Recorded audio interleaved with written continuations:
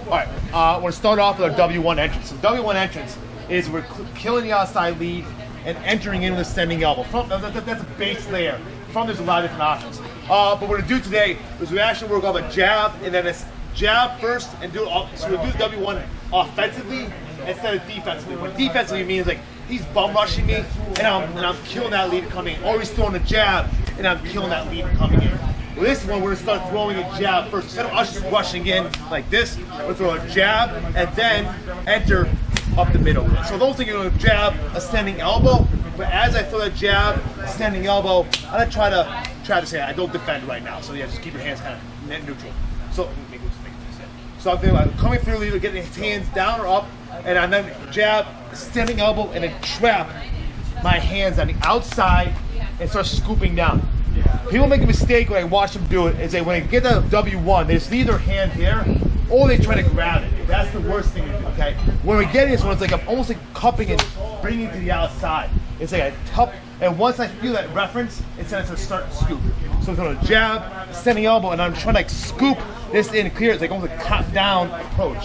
I'm not trying to come in and grab this in the air or land right on it. It's more like when I'm here, it's like my hand is traveling down because that's where it is already. If my hand is like in this reference point, my entrance is going to be there. Does that make sense? I want to kill that hand. That hand is going to be bad for me. I don't want to enter in like a dumbass, right? Because I'm going to get clocked in the face. I don't want to just enter in straight with a frame because, well, I can, but that's not what we're doing. All right, we want to have a little bit more dynamic. So start off, we'll go jab, standing elbow, and it's to start just like that trap right there. And as you get better, it's going to go one, boom, boom. And I'm coming. Right. We're going to start off with just focus mitts and going right. Guys, what we're going to do is with the jab here, and then we're working our footwork. So a jab, and then I'm throwing a standing elbow with footwork that same mitt. All right, so it's like a jab, a standing elbow. And right now, I just want that hand kind of in our just general range. Okay, I'm not dropping down right now. So as you throw that jab, it should be here. Right now, I throw a standing elbow. So you need to start opening up, or I'm clean. All right. Don't turn your back too much. Think about this, is going right down the pipe. I'm right here with it, okay? So I don't want to start doing things like this. Even though the mitt is over there, I don't want to see this. My toes shouldn't start pointing towards him so he doesn't line his back. My toes or energy all should be right in that spot. Does that make sense? If you're feeling more advanced, you add a little cant to it. So instead of coming straight up, you start adding a little cant to it. So you come in, boom, on a little bit of an angle, which for us gives us that hammer strike. All right? That makes sense? So now I'm going to plug in two other components. The trap with the rear hand as well as the external hammer. So same thing again, I'm going to go jab, and like I was saying, you guys was walking around. Don't like spear into it. This is ascending, this is coming to his jawline, and I want to feel like, you should feel like you're hitting with this part of your elbow, like you're getting a raising up. So don't raise up too quickly so you're missing it, or don't run into it because that's bullshit. Does that make sense? So you go jab, boom. Now you're gonna cup it and then just drop that external hammer. All right? So one, extending, cup, drop. One, standing elbow, cup it. Does that make sense if I was doing it to the body? Come here, Mike. Hands up. So I'm coming one, jamming through, and cup it. Does that make sense? We're throwing the external hammer to that mitt right now instead of doing a slap or a chop to the body just to get the feel. It's the same trajectory, but I want you guys kind of hitting with that line right now. Does that make sense? Questions? Let's do it. All right, before I bring it to mix, why we're going to do this last piece. Last piece, we're going to throw an overhand right. An overhand right is actually going to be us attacking the neck. So when we're using this, boom, we'll add a headbutt in, and then we're going to throw an overhand right that's going to go behind their head, all right? So when we do with mitts now, Jim pointed out while you're training, is that I had you guys chunk it out. 1, 2, 3, 4, okay?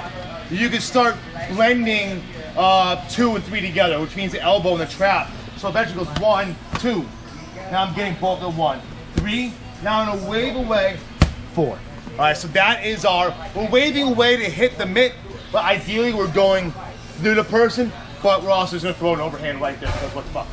Anytime I have a hammer strike here, the overhand right is a great punch right down the jawline if I want it, or we completely whiff and use our like a clothesline effect. So we go 1, 2, 3, Boom. Does that make sense? Sorry about that. Questions? Let's do it. All right, so same exact thing. Now we're gonna start getting actually throwing. So we're gonna go 1, we're gonna trap, 2, hammer. Now this hammer is now gonna go to the neck and we're gonna open our hand, like we're slapping and grabbing, whether it's shirt, ear, hair, whatever, right? If you guys want, and if you're comfortable, I'd like throwing the headbutt in here. So when I have this frame, I can keep them away, maybe I'm going for a weapon, all right? Or to drop in for a headbutt, both, all right? So I'm pulling, that elbow now is gonna disappear as I think I'm pulling him in, as I pull myself into him, boom. Now I take that step to the outside leg and throw that overhand, but now my overhand is the same, I'm trying to hit with this part of my body, but it's in the same position I just slapped him with. So now I'm gonna come here, boom. So I'm getting this position. Yeah. So from here, I want you guys to come over here so you can see.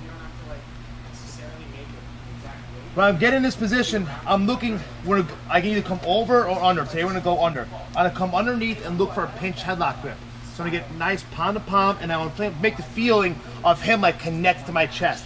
Elbows in, no space. I don't want to feel like this, right? Where he's gonna move. I feel no space. I'm trying to drive him down. I step and I get a leg wrap. With that leg wrap, I want to try to get my toes to touch almost behind his heel, not all the way around, but get that feeling I'm coming and wrapping it, and now I'm just gonna walk forward. He falls down. All right? Very, very simple. So again, it's middle. Good. Okay, can you do it with Mike so you can see and not in the shadow, please? Please and thank you. So again, we're gonna come 1, 2, 3, add my headbutt, boom, I throw it away as I step, close line. Keep my underhook grip, I get my pinch headlock grip. With that step, I got a nice big step on that mic, so my toes are almost already in line with his. I don't really need to step again. I can, but I really don't need to. Now this leg comes around and wraps. I want to I can start compromising his knee. See that? I can hypothetically crunch him down or snap his knee right there. We're not gonna do that.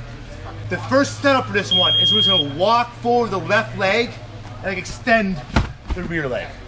And he just falls right down. Okay. One more time. Same as 1, 2, 3.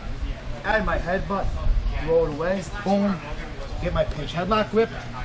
I step if I need to, wrap it, step again my left leg, and now just kick off. Cool?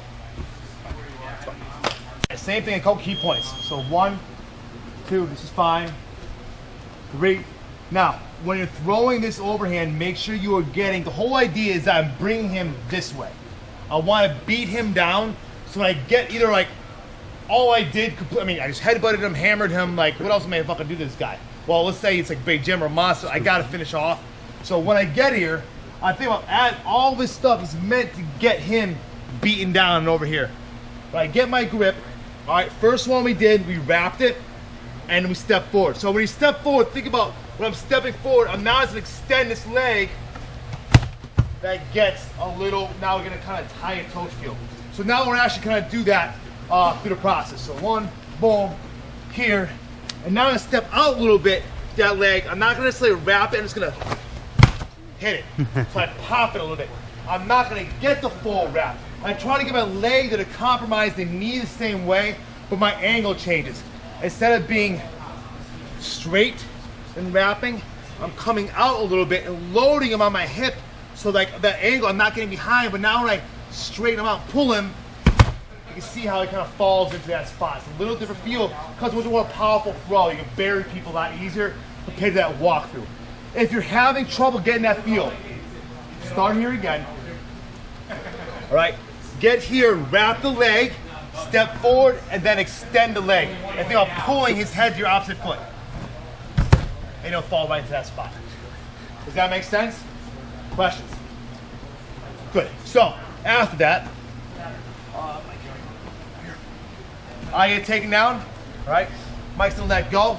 So, right now, we should always know that there's like 2 ways of escape. Okay? I can hypothetically roll that way, but it's really not a really good idea because these guys standing over me, if I turn my back, I'm just get pummeled and stomped. I've got to start addressing my opponent. I don't want to just turn right into him. That's not good either. I've got to start getting like my hips and body almost back and forth. So think like I almost like do a little backward roll, my hips come up, and I try to catch that leg, and then my heel is gonna go right to his hip socket, okay? Think like your toes are angled out. Whether he steps here or not, I have the spot. Now we're gonna go 2 hits. Groin, head, come back down, foot goes underneath the knee, I pull, kick, pull. Boom, I fall to that side, technically stand up position, get back to my feet. Okay, one more time. So I was on the ground, okay? I hips up, turn into and try to get back to facing. Head, groin, whatever. If you notice, I'm not just doing this, flat backing it, right? My hips are up defending and hitting and controlling, okay? Now I settle back down, my knee goes underneath. Now, can you back up really quick? If you look at my position, this is my position, right? I want to think I'm going to come up in a technical stand-up. Okay? So that is my sweep. I don't want to see you guys trying to go the other way to get up. If you come back in, you look at my feet, I'm not going to change much. Because I put my hook in. I'm essentially on my right hip. Does that make sense? This is my defending hand. I'm on my right hip, so I stay on my right hip when I come up. This little tip. So I kick, pull, pull. In my technical stand-up position, back to my feet. Does that make sense? All right, so right now, just start right from here, guys, with that entrance, with the grip. Then you're gonna get your Tai Otoshi, and then he's gonna do the whole series on the ground. All right, go.